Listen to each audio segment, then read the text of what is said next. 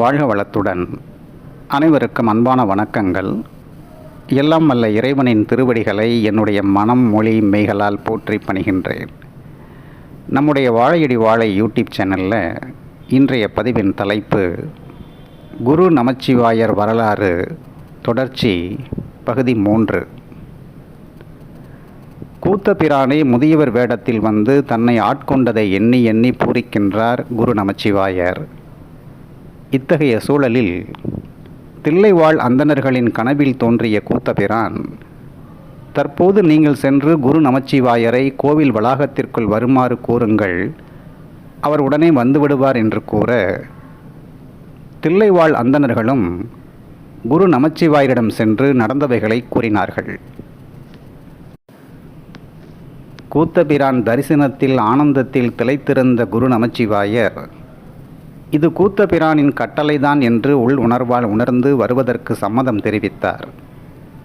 இதன் பிறகு குரு நமச்சிவாயர் தில்லை கோவிலுக்குள் சென்று கூத்தபிரானை தரிசித்துவிட்டு தில்லைவாழ் அந்தணர்களை நோக்கி, தற்போது நாம் கட்டளையை ஏற்படுத்தலாம், அதாவது நிதி சேகரிப்பு திட்டத்தை ஏற்படுத்தலாம் என்று கூற எண்ணிய பொழுது உருவிழி வாக்காய், அதாவது அசரீரியாய் ஒரு வாக்கு தோன்றியது.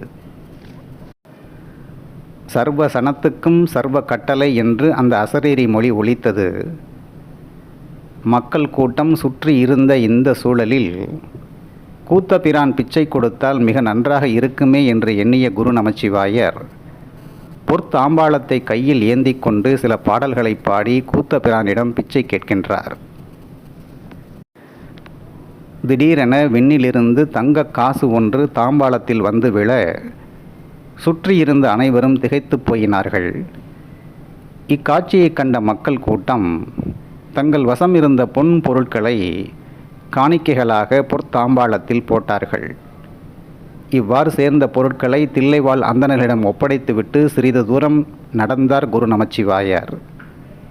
திடீரென ஏதோ ஒரு தடை உண்டாக, ஏன் இவ்வாறு நிகழ்கிறது என்று குரு நமச்சிவாயர் நிஷ்டையிலேயே பார்த்தார். மீண்டும் தில்லைவாழ் அந்தணர்களை நோக்கி நடந்து வந்த குரு நமச்சிவாயர் தில்லைவாழ் அந்தணர்களை நோக்கி, கூத்தபிரானுக்கு அணிகலன்கள் ஏதும் இருந்ததுண்டா என்று கேட்டார். சிலம்பும் கிண்கிணியும் சுவாமிக்கு அணிகலன்களாக இருந்தது என்று கூறுவார்கள், ஆனால் தற்போது அதன் இருப்பிடம் எங்களுக்கு தெரியவில்லை என்றார்கள் தில்லைவாழ் அந்தணர்கள். உடனே குரு நமச்சிவாயர் சிற்ப ஆசாரியை அழைத்து கூத்தபிரானுக்கு பொன்னால் பாதச்சிலம்பும் கிண்கிணியும் செய்ய வேண்டும், அதற்கு எவ்வளவு செலவாகும் என்று கேட்டார்.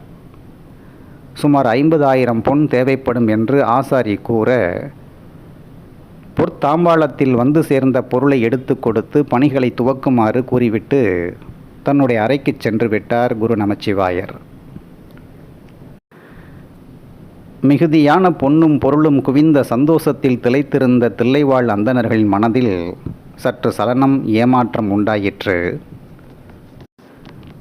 கூத்தபிரானுக்கு சிலம்பும் கிங்கினியும் இப்போது மிக மிக அவசியமா என்ன?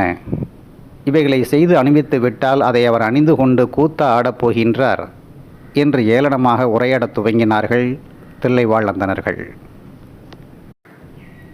அவர்களுடைய எண்ணம் முழுவதும் வந்து சேர்ந்த பொருட்களை தங்களுக்கு உரியதாக்கி கொள்வதிலேயே குறியாக இருந்தது.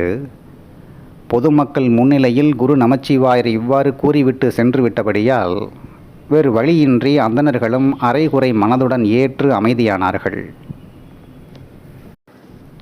பணிகள் துவங்கப் பெற்று 40ஆம் நாள் முடிவில் பாதச்சிலம்பும் கிண்கிணியும் தயாராகி திருத்தலம் வந்து சேர்ந்தன. இதன் பின்னர் நடந்தது என்ன என்று அறிந்து கொள்ளும் ஆர்வம் உடையவர்கள் அடுத்த பதிவில் அவைகளை காணுங்கள். வருகின்ற அடுத்த பதிவு குரு நமச்சிவாயர் வரலாற்றின் நிறைவு பகுதியாக இருக்கும் என்று கூறி இந்த பதிவை நிறைவு செய்கின்றேன். நன்றி, வணக்கம், வாழ்க வளத்துடன். அவன் அருளாலே அவன் தாழ் வணங்கும் மகிழ்ச்சியுடன் உங்கள் ராதாகிருஷ்ணன்.